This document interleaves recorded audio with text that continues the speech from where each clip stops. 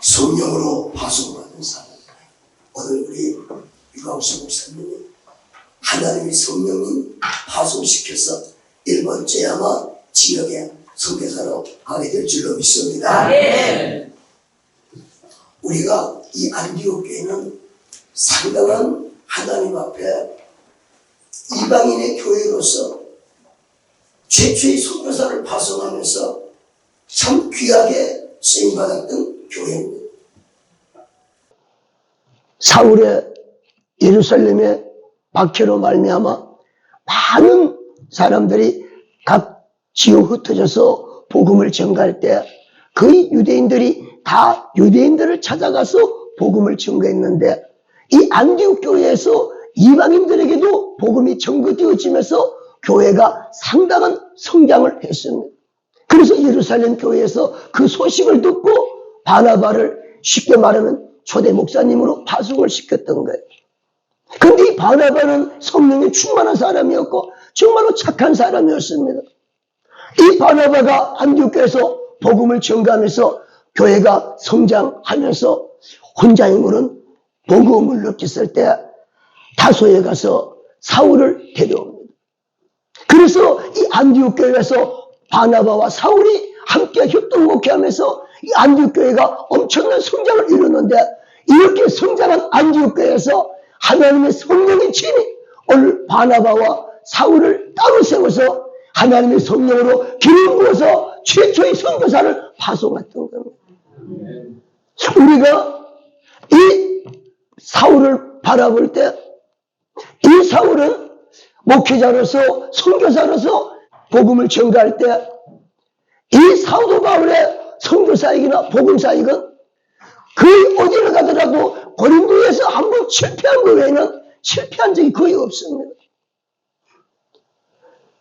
왜 사도 바울이 선교사로서 복음을 들고 나아가면은 다른 사람들보다도 더 많은 박해를 받고 더 많은 고통을 당하면서도 어쩌면 풍전동화처럼 이렇게 곧 꺼져가는 등불처럼 그런 환경 가운데서 이제 더 이상 할 수 없겠지, 이제 더 이상 어떻게 하겠어 하고 그런 생각을 할 수 있을 정도로 어떤 때는 그토록 박해를 강하게 받으면서도 바울 사도는 단 한 번도 선교사에게 실패한 적이 없었습니다. 우리가 이 선교사로서 각 지역, 각 나라 가서 복음을 전가할 때 저는 개인적으로 그래요. 특히 우리나라에도 유명한 대형 많은 선교회들이 있잖아요. 큰 일도 많이 하죠. 근데 가끔 볼 때 보면 좀 아쉬울 때가 있어요. 어떤 면이야? 교회관이 없다는. 물론 전혀 없는 건 아니지만은 우리 모든 선교회 내부를 이렇게 뜯어보면은 교회관이 너무 미흡해요. 교회관. 그러나 오늘 우리가 이 사도 바울을 바라볼 때 사도 바울은 철저한 성령 중심의 교회 중심의 선교 사역이었어요. 사도 바울은. 이 사도 바울은 하나님 앞에 본인이 하나님의 성령이 어떤 분인가를 직접 하나님을 통해서 성령 세례받고 그렇도록 하나님 앞에 하나님을 도전하던 자신이 하나님의 성령을 받고 변화된 자신의 모습을 끌고 하나님의 성령이 기름을 부어가지고 선교사로 파송을 시켰을 때 사도 바울은 선교사에게 그의 모든 부분이야 철저한 성령 중심의 사역이었습니다. 그래서 실패하지 않았던 거예요. 저는 오늘 우리 유광수 목사님이 복음의 불모지 일본에 가면 사실 일본은 우리 대한민국보다도 신학으로나 복음이 훨씬 빨리 들어왔던 나라죠. 우리보다도. 그것이 과거엔 우리보다 신학도 앞서갔잖아요. 물론 지금은 처져 있지만은 이렇게 우리보다도 복음도 먼저 일본에 지금 아직까지도 1%가 안 될 정도로 복음의 불모지잖아요. 여러분, 이런 지역에 가서 우리가 복음을 전한다고 하는 것은 쉬운 일이 아니죠.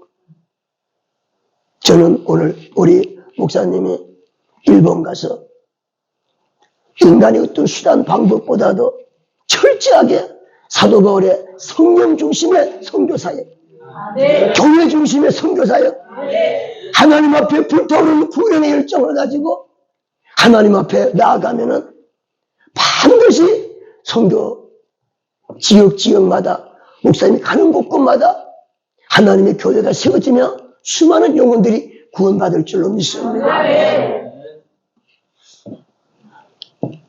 사도 바울은 오늘 안디옥 교회에서 최초로 안수받아서 그가 파송이 되어지면서 복음을 들고 나아갔을 때 우리가 사도 바울의 성도의 발자취를 보면은 우리가 눈물 없이 볼 수 없을 정도로 얼마나 고통의 연속이었고 시련과 아픔과 박해와 유대인들의 이런 부분들에 우리가 말로 형용 없을 정도로 엄청난 연속적인 그런 고난의 언덕을 올라갔었어.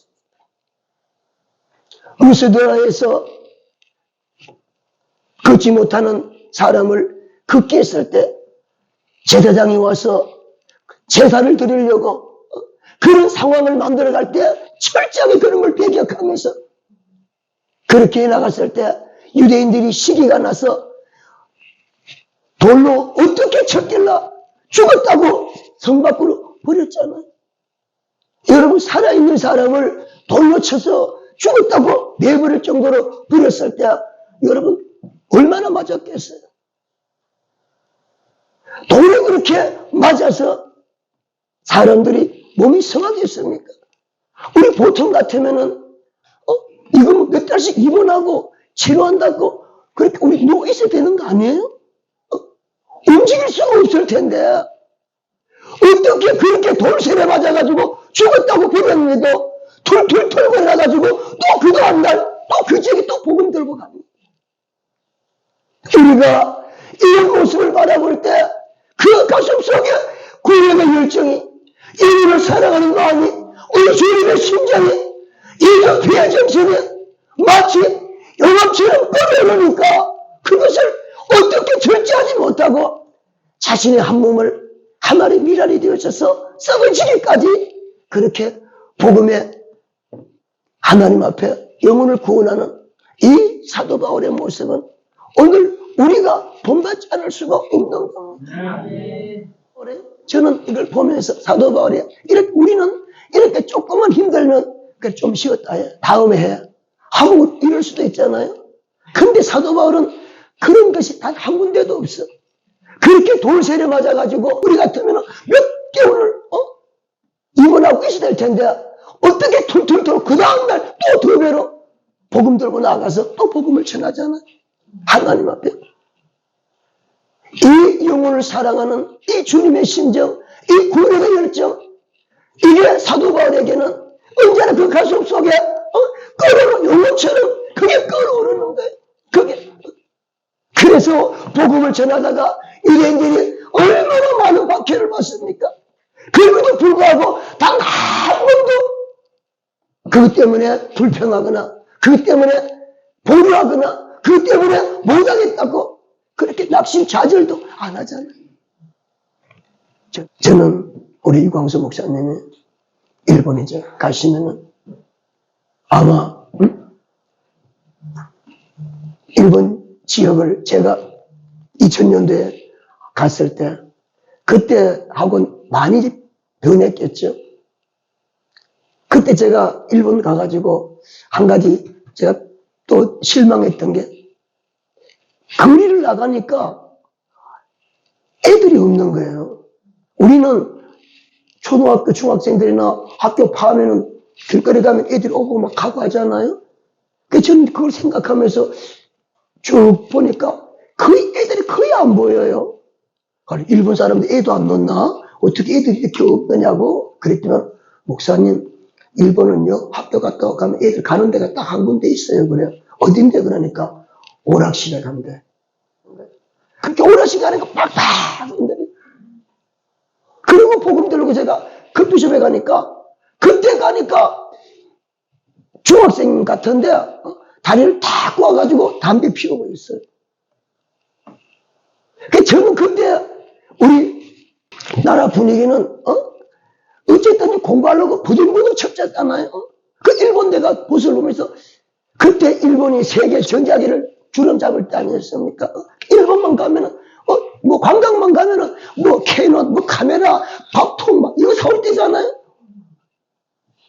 그렇게 세계를 앞서가던 전자계 일본이 결국 우리 삼성이나 LG 밀려버렸잖아요. 지금 보세요. 지금 우리 젊은이들, 학생들 어디로 갑니까? 지금 이제 다 지금 폰 들고 있잖아요. 여러분들의 우리가 하나님 앞에 이런 복음적인 차원에서 우리가 바라볼 때, 그래 일본은 이 복음이 잘 안 들어가는 거예요. 복음이 안 들어가. 이 축소지향적인 그런 성향을 가진 일본 사람들은 저렇게 예수 안 믿으면서 부자로 사는 나라는 일본이 이해가 되어져요.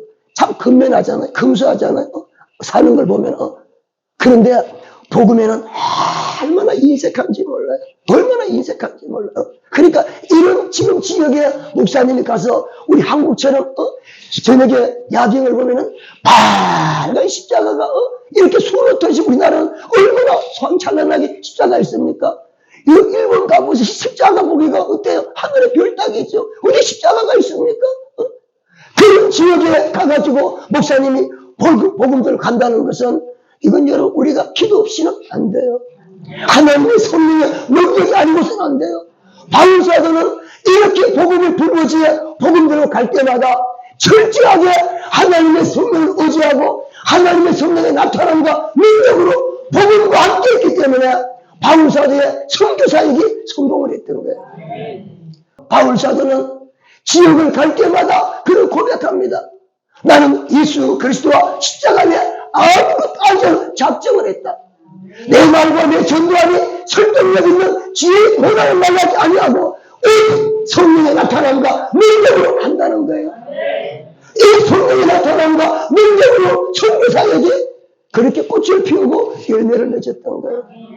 여러분, 그래서 사도 바울은 선교지에 갈 때마다 많은 기적이 일어났지 않습니까? 그게 하나님의 살아계심을 부인할 수 없었고 인정할 수밖에 없었던 하나의 큰 증거가 되어졌던 겁니다. 우리가 하나님을 눈으로 볼 수 없고 우리가 만질 수 없는 이런 환경 속에서 우리가 하나님을 전가할 때, 예수를 전가할 때 무언가 그들에게 설득력 있는 것을 우리가 무언가 그들이 느낄 수 있도록 우리가 보여주는 것은 대단히 중요한 겁니다. 사도 바울은 이렇게 언제나 하나님 앞에 복음을 들고 가면서 하나님의 성령이 나타나시고 역사하셔서 저들로 하여금 하나님의 존재를 인정할 수밖에 없도록 그런 분위기를 만들어 주었어요. 그는 본인이 하나님의 성령의 세례를 받고 하나님의 성령이 어떤 분인가를 너무도 명확하게 체험을 했기 때문에 사도 바울은 하나님의 성령에 대한 기대와 믿음은 누구보다도 확실하고 분명했었습니다. 그가 사도행전 16장에 아시아로 가려고 계획했던 복음 계획을 갑자기 하나님의 성령께서 마게도나로 환상 가운데 한 사람이 손짓하는 걸 보고 하나님께서 우리 선교 방향을 바꾸시는구나. 그렇게 아시아로 결정했던 자신의 모든 계획을 다 취소해버리고 마게도나로 그가 방향을 돌려서 가잖아요. 그만큼 사도 바울은 하나님의 성령에 움직이는 사람이었고 철저하게 하나님의 성령으로만이 우리가 복음을 전가하며 선교할 때 열매를 맺고 실패 없다는 것을 그가 깨달았을 때 사도 바울은 시간마다 거의 순간마다 철저하게 하나님의 성령을 따라서 모든 이루려고 몸부림을 쳤던 분이에요. 그래서 그는 자신을 고백하잖아. 나는 날마다 죽는다. 나를 저도 복종시킨다는 거예요. 왜? 만에 하나 육신의 생각으로 정력으로 행하다가 성도의 실패의 성자를 마실까? 그래서 언제나 하나님의 성령 앞에는 철저하게 자기를 낮추고 겸손하게 하면서 성령이 원하신다면 자신의 어떤 것도 꺾어버리고 성령께 언제나 자기 자신을 복종시켜 나가려고 하는 이런 사도 바울의 모습을 우리가 볼 수 있죠. 그래서 사도 바울이 마게도나로 방향을 틀어서 갔잖아요. 갔을 때 다행히 루디아를 만나가지고 환경도 열어주고 또 루디아가 자기 집을 제공하면서 우리 집에 와가지고 성경 귀 삼아서 복음을 전해라. 얼마나 좋았습니까? 그런데 그 다음날 점치는 귀신을 쫓아주었다가 사람들이 붙들려서 시장으로 끌려가서 얼마나 모진매를 맞았습니까? 그리고 또 더 반가이 얻어맞아가지고 빌립보 그 깊은 지하 감옥에 그냥 처박아 버렸잖아요. 바울과 실라가. 여러분, 내 나라도 아니고 외국에 가서 그런 상황을 접하면은 이거 인생 막창 아니에요, 이제? 거기서 무슨 희망을 가지겠습니까? 거기서 무슨 소망을 가지고 어떤 기도를 할 수 있겠습니까? 우리가 웬만하면은 그런 상황 접하면은 이제는 선교도 끝났다. 어째는 우리 인생 여기서 마무리할 줄도 모른다. 그런 절망적인 환경을 가질 수 있잖아요. 그런데 사도 바울은 신라와 함께 그 컴컴한 빌립보 감옥에서 그러지 않았잖아요. 저는 그때 바울과 신라가 무슨 노래 부르실까 생각을 많이 해봤어요. 얼마나 열정적으로, 얼마나 뜨겁게, 얼마나 애절하게 사도 바울은 다윗 도상에서 성령을 받으면서 성령 세례 받으면서 주님을 알잖아요. 당신이 누구십니까? 나는 내가 박해하는 예수라. 사도 바울은 예수님을 알잖아요.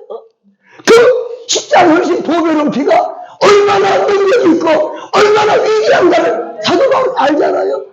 그 컴컴한 감옥 속에서 예수 보배로운 피 모두 이긴다고 이 찬양을 불렀을 때 지진이 일어나고 옥토가 열리고 기적이 일어난 줄을 믿습니다. 이게 사도 바울의 선교 사역의 한 부분이었어요. 나는 우리 목사님이 일본 가서 찬송도 이렇게 부르고 복음도 이렇게 전가하고 우리 목사님이 일본 가서 한 분 깜짝 놀라게 하는 이 일을 할 줄로 믿어요. 여러분들의 우리는 하나님 앞에 직접 현지에 가서 못한다 할지라도 우리가 기도로 후원할 수 있고 물질로 후원할 수 있고 우리가 도울 수 있는 방법은 여러분 많이 있잖아요. 제가 2000년도에 북경에 갔을 때는 그때는 예배 드리면요 망을 보고 예배 드렸었어요.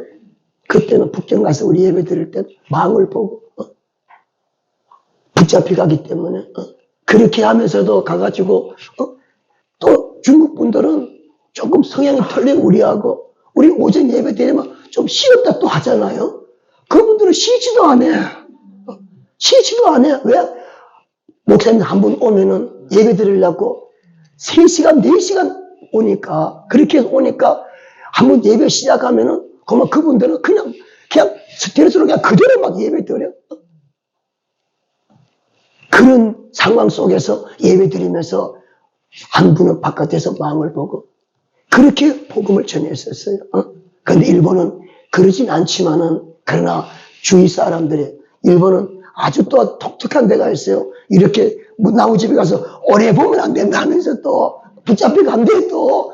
그래, 이런 까다로운 지에 가서 복음을 전하니까 여러분, 복음 전하기가 얼마나 힘들겠어요. 얼마나 힘들겠어요. 우리가. 그렇게 일본 분들이 뭐가 있는가 하면은 남한테 피해 주는 거를 못하는 사람들이야.